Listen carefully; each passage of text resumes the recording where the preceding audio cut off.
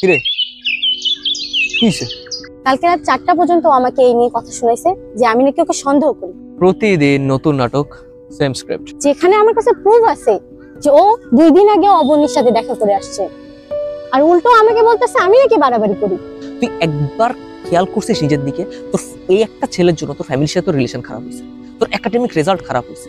মানে তুই আগে কত ক্রিয়েটিভ একটা পার্সন ছিলি, আগে কত সুন্দর গান করতিস, সেটাও বাদ দিয়েছিস, সবকিছু বাদ দিয়েছিস জাস্ট তুই একটা ছেলের জন্য। Bro listen, you deserve better. আমি তোর জায়গায় হলে না অনেক আগে ছেড়ে দিতাম। এত বছর রিলেশন এইভাবে শেষ হয়ে যাবে? ছেড়ে দিব, তাই তো? তাহলে তুই চাটা ফেলে।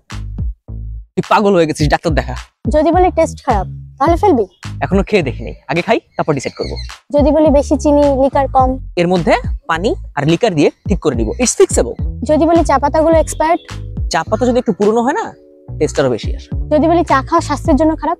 এখনই অনেক রিসার্চ আর্টিকেল দেখাতে পারবো। শুধু রিসার্চ পেপার কেন, সায়েন্টিস্ট নিজে এসে বললেও না আই লাভ টি, আমি চা খাবই। এক্স্যাক্টলি, আমিও জানি রিলেশনশিপটা আমার জন্য ভালো না, কিন্তু তোর মতো আমি অ্যাটাচড। ওয়েট, কি? একদম ঠান্ডা হয়ে গেছে। আমরা কথা বলতে বলতে এটা একদম আর খাওয়ার মতো নেই। যখন খাওয়ার দরকার ছিল তখন খাওয়া হয়, এটা আর এখন খাওয়া যাবে না। আমি তোকে চা খাওয়া বাদ দিতে বলিনি, maybe it's time for a new cup. একটু গরম একটা ফ্রেশ কাপ, যেটা তুই অ্যাকচুয়ালি এনজয় করবি, যেটা তোকে অ্যাকচুয়াল টেস্টটা দেবে। হয়তো তোর স্বাস্থ্যের জন্য খারাপ হলেও তোর মনের জন্য ভালো হবে।